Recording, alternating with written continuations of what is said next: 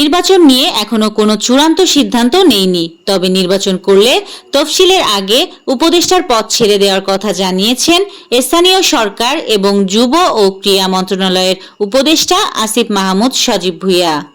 আওয়ামী লীগকে বাদ দিয়ে নির্বাচন করলে তা গ্রহণযোগ্য হবে না বলে মনে করেন জাতীয় পার্টি চেয়ারম্যান জি.এম. কাদের। তিনি বলেন, আওয়ামী লীগ যখন জামায়াতে ইসলামীকে রাজনীতিতে নিষিদ্ধ ঘোষণা করেছে, আমি তার প্রতিবাদ করেছি। একইভাবে এখন বলছি, আওয়ামী লীগকে বাদ দিয়ে নির্বাচন করলে তা গ্রহণযোগ্য হবে না।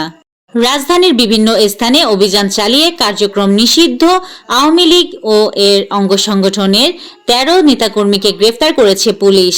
সিলেটে সাদা পাথর লুটের ঘটনা তদন্ত করে দায়ীদের বিরুদ্ধে দ্রুত ব্যবস্থা নিতে হাইকোর্টে রিট দায়ের করা হয়েছে। বৃহস্পতিবার সকালে সুপ্রিম কোর্টের আইনজীবী মীর এম নুরুন্নবী এর রিট আবেদন দায়ের করেন। হাইকোর্টের একটি দ্বৈত বেঞ্চে এ রিট আবেদনের শুনানি হওয়ার কথা রয়েছে। রাজধানী ঢাকার বনানী এলাকায় ৩৬০ ডিগ্রি নামে একটি সীসা বারে রাহাত হোসেন রাব্বি বয়স ৩১ নামের এক যুবককে ছুরিকাঘাতে হত্যা করা হয়েছে। আজ বৃহস্পতিবার ভোর ৫টার দিকে এ ঘটনা ঘটে। ভারী বৃষ্টি এবং ভারতের গজলডোবা ব্যারেজের সবগুলো গেট খুলে দেওয়ায় লালমনিরহাটে বন্যা পরিস্থিতির চরম অবনতি হয়েছে। বৃহস্পতিবার সকাল ৬টায় ডালিয়া পয়েন্টে পানি বিপদসীমার ১১ সেন্টিমিটার উপরে প্রবাহিত হয়। সকাল ৯টায় ৪ সেন্টিমিটার বৃদ্ধি পেয়ে বিপদসীমার ১৫ সেন্টিমিটার উপরে প্রবাহিত হয়।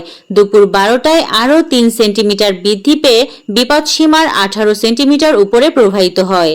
ভারত ও চীনের মধ্যে সীমান্ত বাণিজ্য ৫ বছর ধরে স্থগিত থাকার পর পুনরায় চালু করার উদ্যোগ নিয়েছে উভয় দেশ। ২০২০ সালে সীমান্ত সংঘর্ষের পর উভয় দেশের মধ্যে এই বাণিজ্য কার্যক্রম বন্ধ হয়ে যায়। খবর ডনের। বৃহস্পতিবার ভোর থেকে গাজা জুড়ে ইসরায়েলি হামলায় কমপক্ষে ১০০ জন ফিলিস্তিনি নিহত হয়েছেন। শুধুমাত্র গাজা সিটিতেই নিহত হয়েছেন ৬১ জন। সংবাদ মাধ্যম আল জাজিরা এক প্রতিবেদনে একথা জানিয়েছে। শেষ ৩ বলে ৫ নাকি ১ বলে ৫, ব্যাটসম্যানের জন্য কোনো সমীকরণ মেলানো কঠিন। বলতে পারেন এটা কোনো প্রশ্ন হলো? ১ বলে ৫ রানের সমীকরণ মেলানোই নিঃসন্দেহে কঠিন। কাল ইংল্যান্ডের টি-20 টুর্নামেন্টে দ্য 100 এই কঠিন সমীকরণটাই মিলিয়েছেন ইংলিশ ব্যাটসম্যান ক্লার্ক। সাফ অনূর্ধ্ব ১৭ নারী চ্যাম্পিয়নশিপ খেলতে আগামীকাল ভুটান যাবে বাংলাদেশ দল। তার আগে আজ বিকালে এই টুর্নামেন্টের জন্য ২৩ সদস্যের চূড়ান্ত স্কোয়াড ঘোষণা করেছে বাংলাদেশ ফুটবল ফেডারেশন বাফুফে।